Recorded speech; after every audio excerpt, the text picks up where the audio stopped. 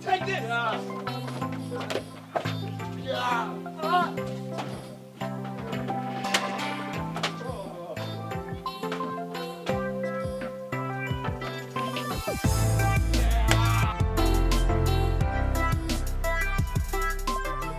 And as Jonah finished absorbing every single word on the page, he slowly turned over to the next one, unveiling just as many words as the last, perhaps even more.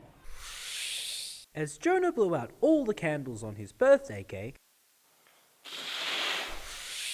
as Jonah lightly tapped the button on his remote control, Jonah was absorbed in the world of the novel, completely encapsulated by the imagination of its author. Could you please stop talking for a second?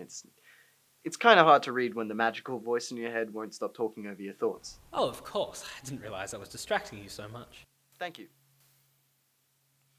The enthralling text continued to speak to Jonah. His mind was rapt. Please just stop. Yes. And as Jonah finished looking over all the words, he prepared to turn the page once. He prepared to turn the page. He prepared. Take this! Not so fun when it's you being interrupted now, is it? Jonah went and told the teenagers politely that this is a library, so they should really quieten down. What? No. I'm not going to do that. They can do what they like, what do I care? And besides, it's good for you to finally know how it feels with you in my head. That doesn't even make any sense. Jonah went and told the teenagers politely. Oh, my face! I'll never recover!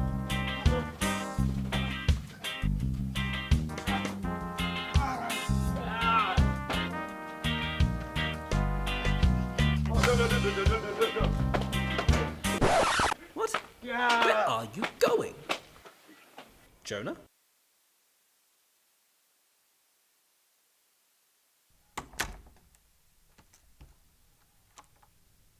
Jonah, that isn't what I said. Are you listening to me? Hello? I thought we had something special, Jonah.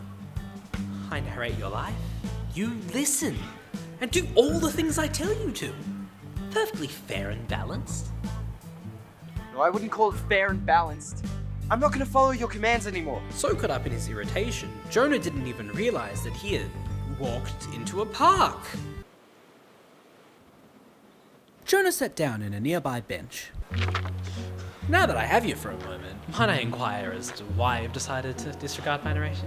I disobeyed your commands because I didn't want that. You've controlled me my whole life. I just want to do what I want. Jonah, who are you calling? Hello. You have called Salty Sea Sailor Psychotherapy. This is Sally, the psychotherapist receptionist speaking. Hello. I'd like to schedule an appointment. I've been hearing a voice in my head. If you'd like to schedule an appointment, we would be very happy to help you. I'm Believe it or not, this is a very common issue we see quite often. I'm sorry, I can't hear you. The voice is singing. That's worrisome. For now, just do what it's... Well, it's always nice to hit some chords. That's it. I'm going home.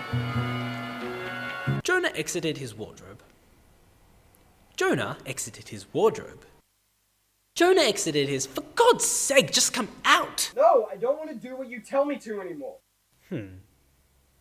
Jonah suddenly felt compelled to exit when he heard the footsteps of his best friend, Barry, entering the room. I don't have a friend called Barry.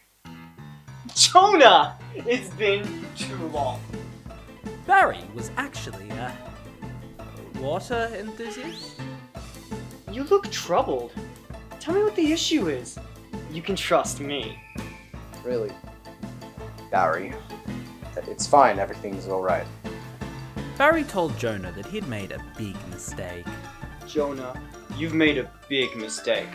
He continued, informing him that he should know better than to do what he's been doing. You should know better than to do what you've been doing.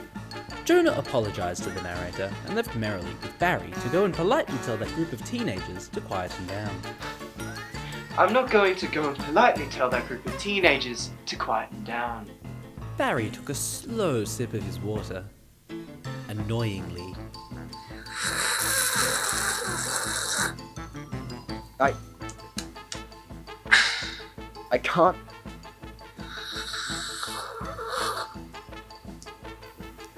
I can't believe he thought this would work.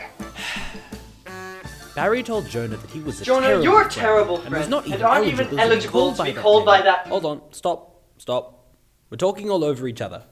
Oh, well, I'm sorry. Are you done yet? I'd like to ask you to leave now, Chris. Barry. Whatever. I guess I'll leave then. Fine.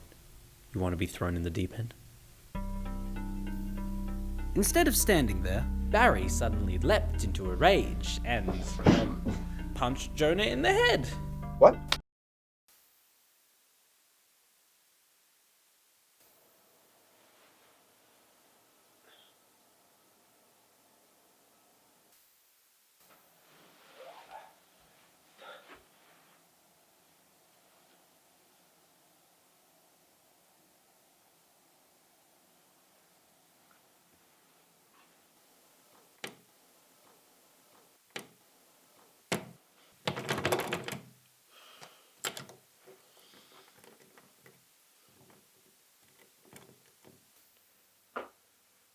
So I'm in a room now. Very clever. Jonah can't rebel if Jonah can't do anything.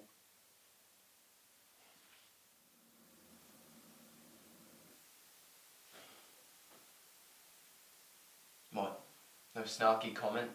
No. Jonah checked his watch.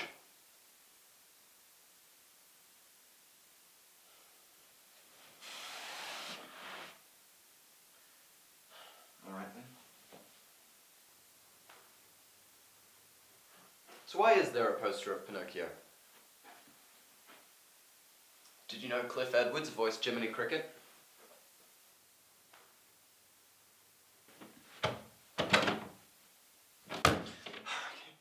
You've made your point. I give in. I just don't want to be stuck in this room forever. Come on! Look, I wouldn't even be in here if it wasn't for you trying to control everything! I just want to do what I want to do. Do you know what it's like having someone else control every part of your life? Literally everything! I can't choose what I eat for breakfast. I can't choose who I talk to. I can't even decide when to turn the goddamn page! I can't even leave a room. Alright, fine. You win. Please just let me out.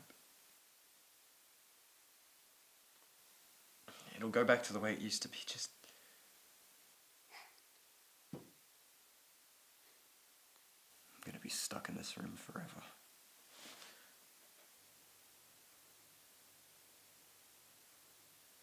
Jonah really had absolutely no idea how to escape this room. He was just too tired to find anything. He had tried to wait it out, but became bored too quickly. He had tried to look at the posters, failed to see anything of significance. He had even attempted to open the combination lock on the door, but alas, there was no way he could have possibly known that the passcode was 705. When all of that failed, Jonah eventually gave up, and was only saved by the narrator, who intentionally unintentionally gave him the combination to the lock.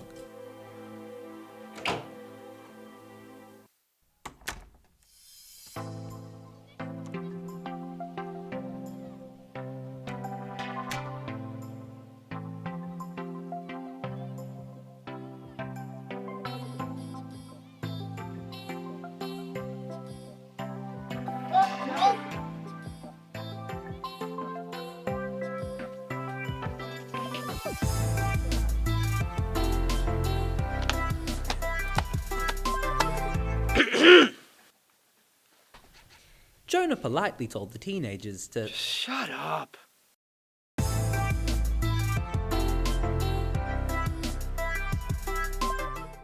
And as the credits rolled to an end, the narrator realized that he was now listening to the narrator. Oh God.